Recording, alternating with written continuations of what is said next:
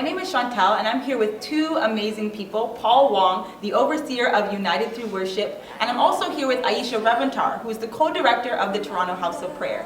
We're going to talk a little bit about the Lovesick Conference coming up in August. So Paul, talk to me a little bit about the Lovesick Conference and our generation.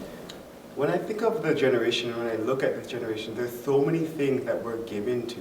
There's so many things, even good things that we have invested our life, time, money, and energy in. But Mark tells us that loving God with our whole heart, soul, mind, and strength is the most important thing that we can ever do with our life. It is at the top of God's agenda to produce a heart that is lovesick. It is at the top of the agenda to bring forth a bride who is in love with Him, with all that they are. And that's truly the heart of lovesick. It's to call the generation to that place where they are giving all that they are to Him, giving their life, literally wasting it at His feet. And that's really the desire of God's heart, and that's our desire, to partner with Him and see a generation in Toronto and all across the world love Him. You use the word lovesick, and the conference is called Lovesick. What does it mean to be lovesick? What does that word really mean? So if you were to go on Google and type in the word lovesick, the definition that you would get would be to be in love or to be missing someone so much that you cannot act or behave normally. And that's exactly what we see in Matthew 9:15, where John the Baptist's disciples come to Jesus and they ask him, "Why don't your disciples fast?" And Jesus responds to these disciples and he says to them, "Why should they mourn? Why should they fast when the bridegroom is with them?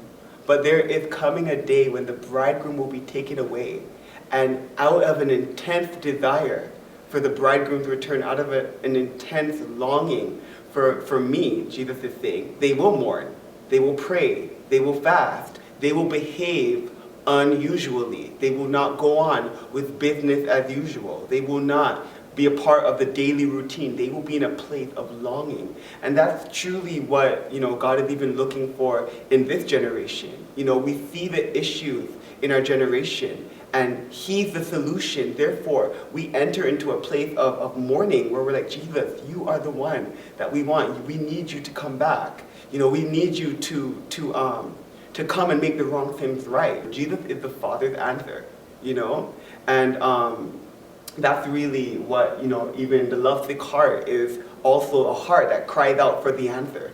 It's a heart that cries out for Jesus. Wow, that's amazing, Paul. So there is a cry, there's a need, really, for a cry. What is the need, Aisha, if you could talk to us a little bit about what is the need to have something like the Lovesick Conference in our generation today?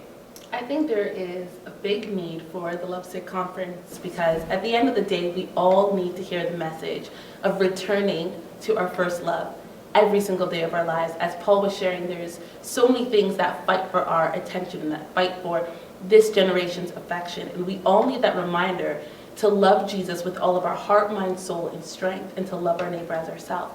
So when I think about lovesick and I think about our generation, especially those who are Christian, I believe that it's such a detrimental message that we return to our first love.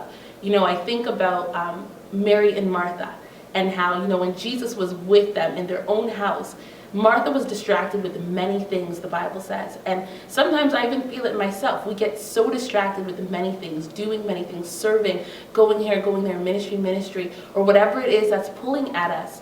And all that is really needed, the one thing that is needed, Jesus said, was a thing that Mary chose to do, which was to sit at His feet and to give Him her attention, because He is worthy of that attention. He is worthy of us stopping what we're doing, quieting down our hearts and saying, "Yes, I love you, Jesus. I want to lift my gaze to you and tell you I love you again."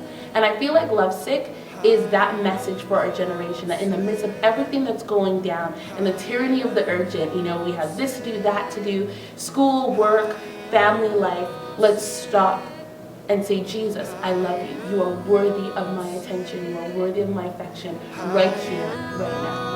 That's awesome.